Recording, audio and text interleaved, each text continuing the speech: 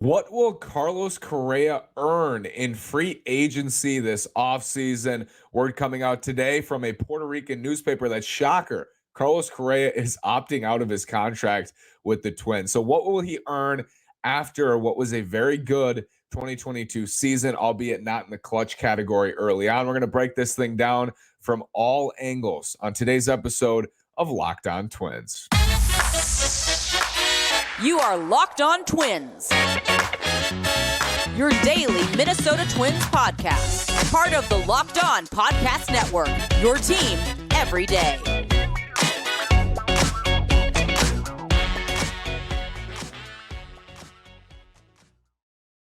And welcome to the Locked On Minnesota Twins podcast. Today is Thursday, October 13th, and I'm your gracious host, Nash Walker. Thanks for making Locked On Twins your first listen every day on the Locked On Podcast Network, where it's your team every day. What will Carlos Correa earn in free agency this coming offseason?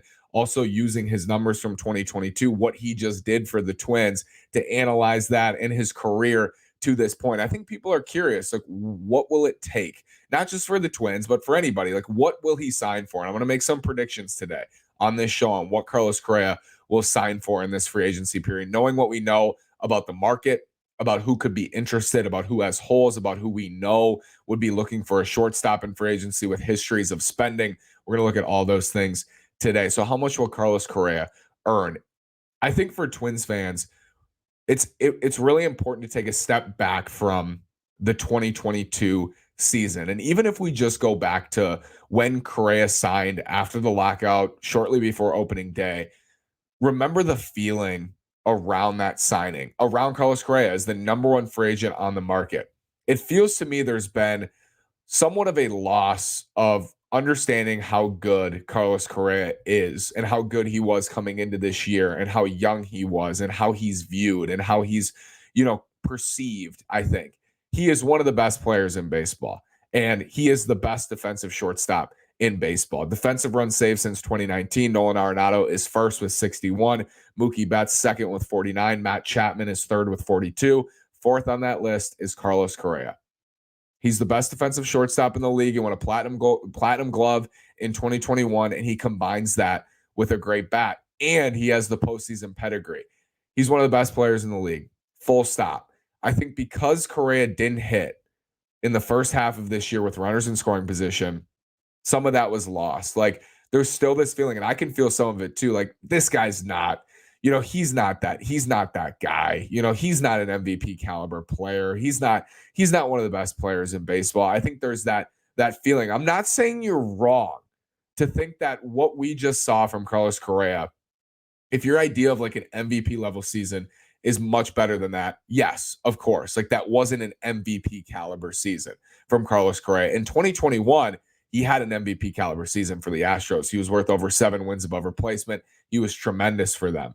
He's not a perfect player by any means, but through his age, he's now through his age 27 season. So he just turned 28. Since the expansion era, which is when the Minnesota Twins became a franchise or a team in 1961, coming over from Washington, here are the wins above replacement leaders at Baseball Reference among shortstops through their age 27 season. Up until and through their age 27 season.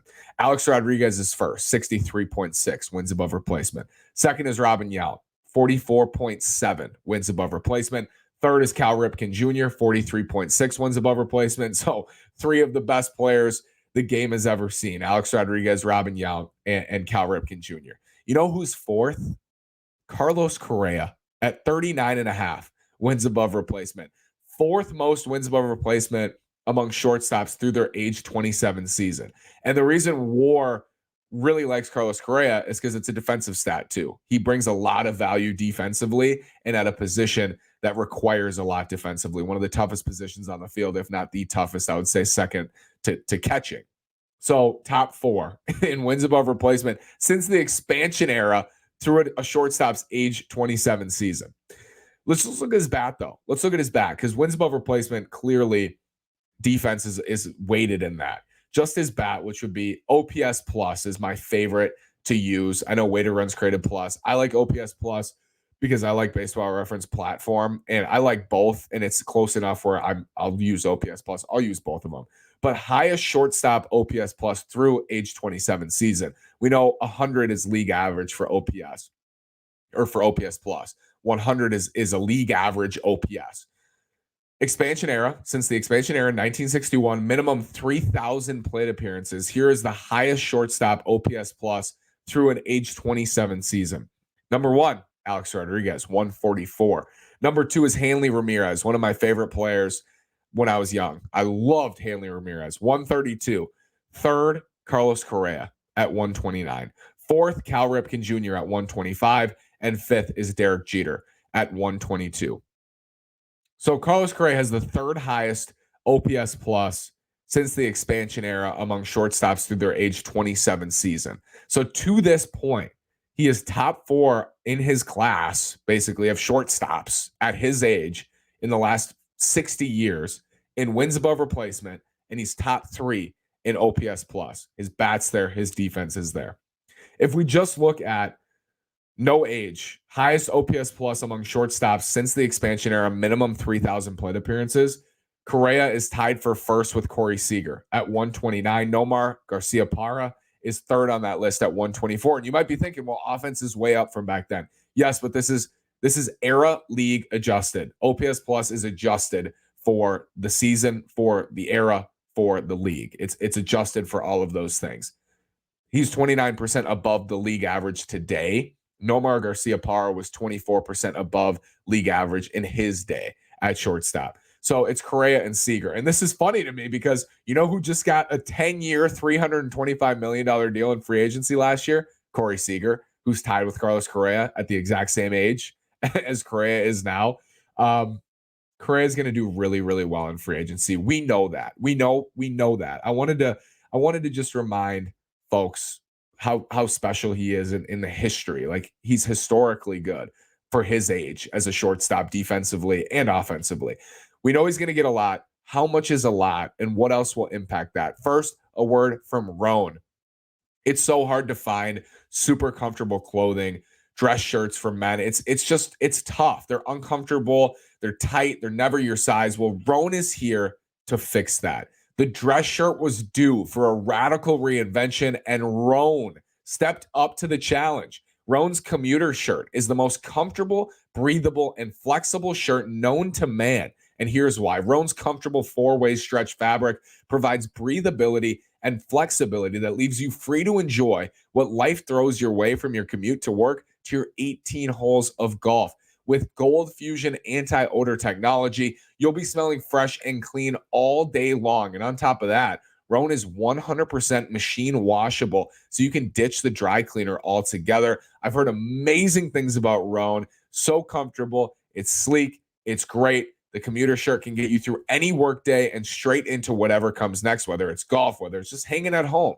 Head to Roan.com. That's RHONE.com/locked on and use promo code locked on to save 20% off your entire order. That's 20% off your entire order when you head to RHONE.com/locked on and use locked on at the promo code. It's time to find your corner office comfort. Upgrade your closet with Roan and use locked on to save 20%. We know Correa is going to do really well. How much is really well? Well, the best way to do it is to look at shortstops who've signed recently at similar ages, right? And I think Corey Seager is the best example. He signed a year ago, right before the lockout, and he was in the same. Correa was in his market. You know, the Rangers specifically targeted Corey Seager clearly. You know, and they signed him for 10 years and $325 million.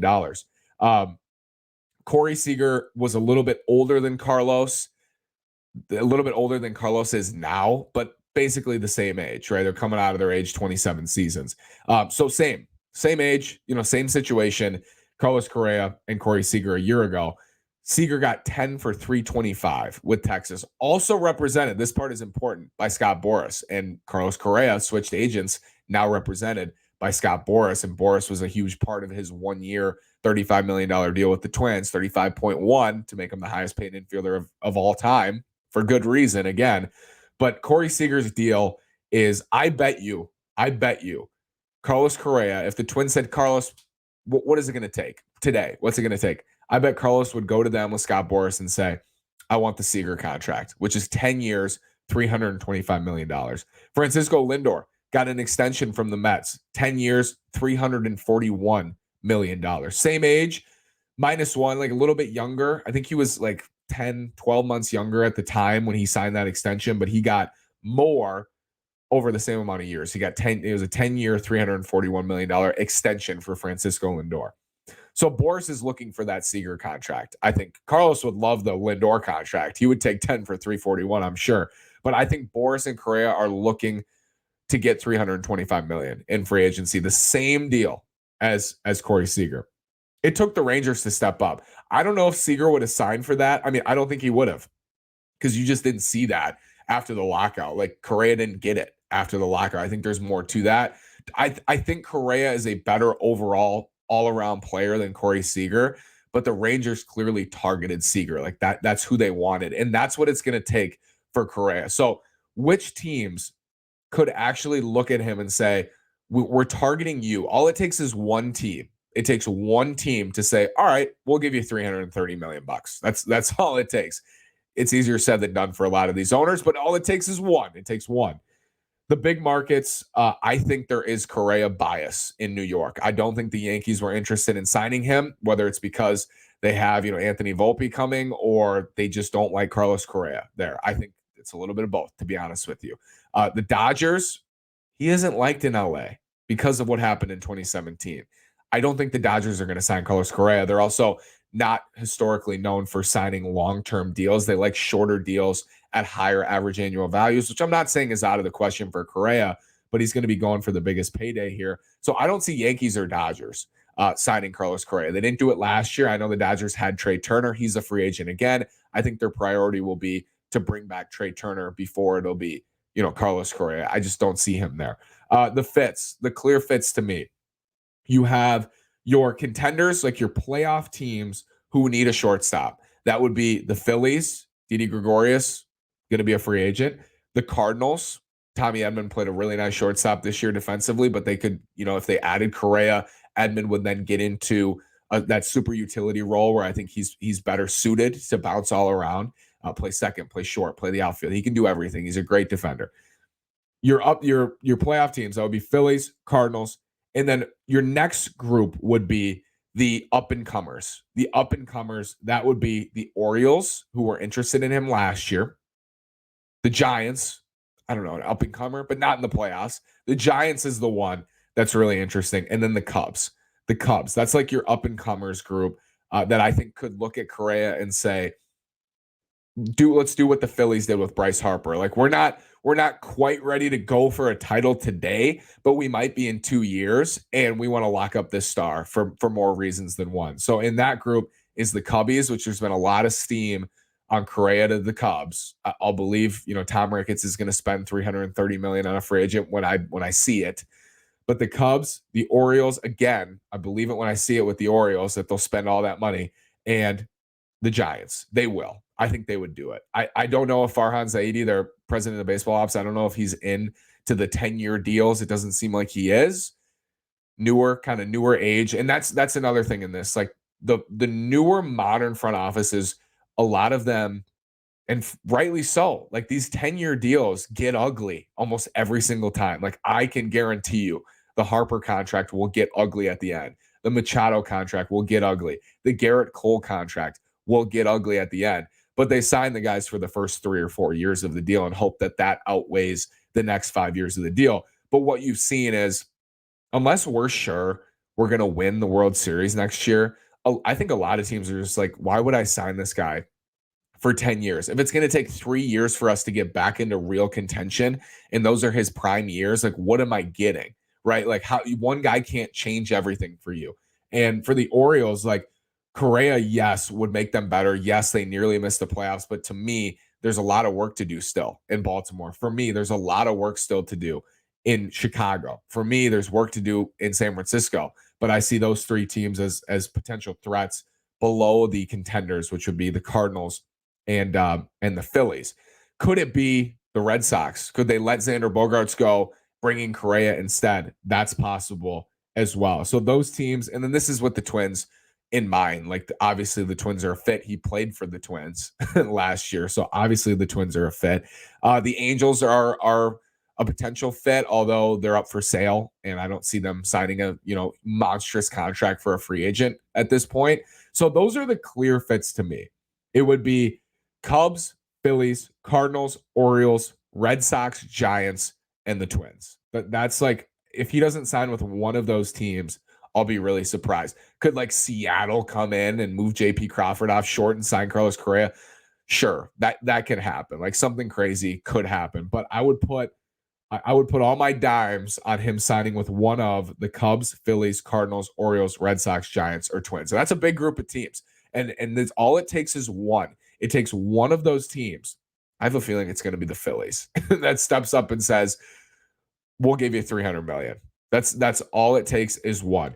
But what happens if Correa still can't get the Seager contract? Like, what do I think he's actually going to sign for? I think that I think he believes, and Boris believes, and maybe rightly so, that this will be the same as it was for Seager. This will be the same as it was for Francisco Lindor. This will be the same as it was for, even in some ways, Fernando Tatis Jr. Like, he's an all-world talent. He's one of the best players in the world, and he should get $325 million. He should. Like, if Corey Seager's getting it, he should get it too. There's a segment of a baseball fan base, and like, I definitely get this, and baseball fans who are just never going to think anybody's worth that amount of money. And the reality is, that's the game. Like, Corey Seager got $325 million. So that's the bar that you set, right? Aaron Judge is going to get $350 million. If those guys are getting their money, everything tells you Carlos Correa should get his too. It's not whether Correa is worth